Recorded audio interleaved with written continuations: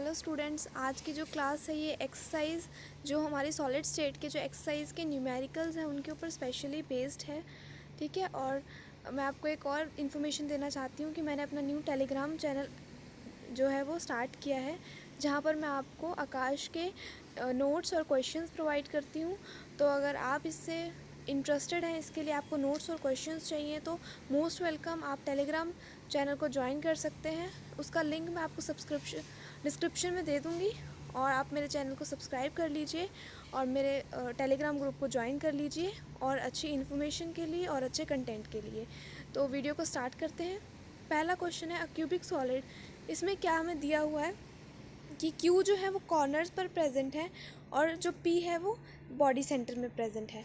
तो अब हमें क्या देखना है कि जो हमारे कॉर्नर्स होते हैं वो 8 कॉर्नर्स होते हैं, मतलब 8 Q जो है वो हमारे उसमें कॉर्नर्स पे प्रेजेंट है और 1 बॉडी सेंटर में प्रेजेंट है P। और हमें निकालना है, अब Q 8 हो गया और P 1 हो गया। अब हमें देखो ये देखना है कि जो ये देखो जो रेड वाला है ये हमारा Q है। हमारे नंबर ऑफ़ एटम्स आ जाएंगे 1/8 इंटू 8, क्योंकि Q जो है वो 1/8 पार्ट है एक यूनिट सेल का, तो 1 आ गए।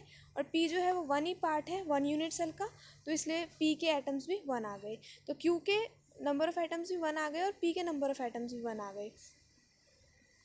तो इसलिए जो फॉर्मूला बन गया वो Q का 1 P का 1, तो इसलिए QP फॉर्मूला बन गया। ठीक है। अगर इस टाइप के क्वेश्चन आप और करना चाहते हैं तो आप मुझे लिंक में बता सकते हैं, मैं आपको प्रोवाइड करवा दूँगी।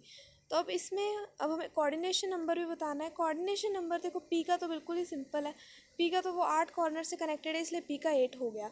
अब हमें देखना है कॉर्नर वाले का देखो 3 ऊपर वाले के हैं, 1 नीचे वाले का है और जो 3 है वो बॉडी सेंटर वाले के, इसलिए उसका भी 8 हो गया। अब हमारा नेक्स्ट क्वेश्चन हमें BCC लैटिस दिया हुआ है, मतलब 8 कॉर्नर पे और 1 बॉडी सेंटर पे। तो इसके एटम्स अभी हमने निकालने सीखे हैं, तो इसके 2 एटम्स आ जाएंगे। इसके अलावा हमें डेंसिटी दी हुई है और मास दिया हुआ है, और हमें निकालना है इसकी एज लेंथ और फिर उसके बाद रेडियस निकालना है। तो बहुत ही सिंपल है, सीधा फॉर्मूला में पुट करने वाला है, फॉर्मूला बेस्ड क्वेश्चन है। तो देखते हैं कैसे करना है। फॉर्मूला हमारे पास होता है डेंसिटी इज इक्वल टू कितने नंबर ऑफ़ एटम्स प्रेजेंट है मल्टीप्लाइड में molecular mass divided by edge length का क्यूब इनटू में हमारा एवोगैड्रोस नंबर।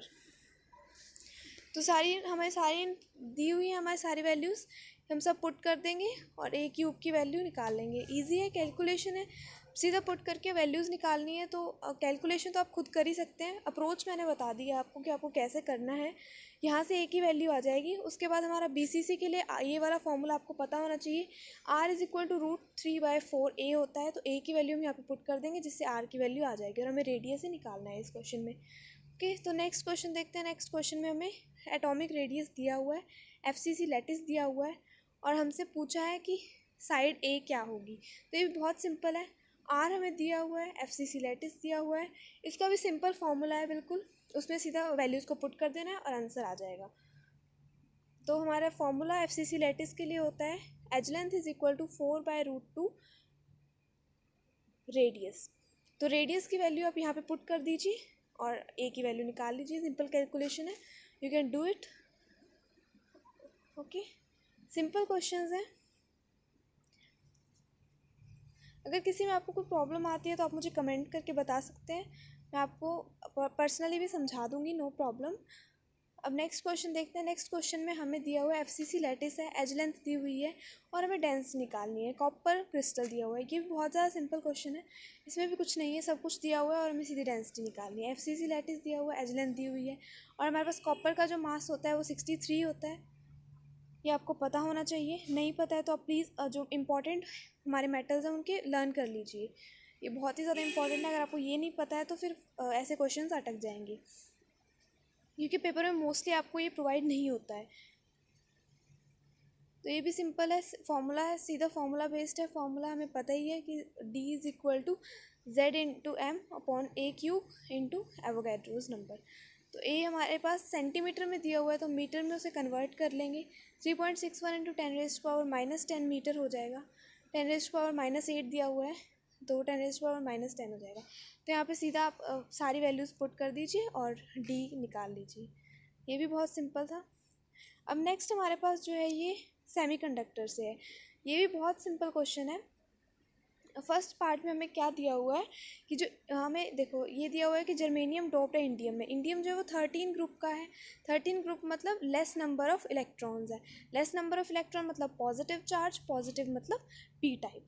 अब नेक्स्ट हमें दिया हुआ है जो सिलिकॉन हमारा 14 का है और बोरोन हमारा 13 का है। तो बोरोन में सिलिकॉन को डोप किया है तो मतलब मोर नंबर ऑफ इलेक्ट्रॉन्स हो गए, उसमें 13 उसमें 14, तो ये एन टाइप हो गया, ज़्यादा नंबर ऑफ इलेक्ट्रॉन्स है एन टाइप। ठीक है, थैंक यू सो मच। आज की वीडियो में इतना ही।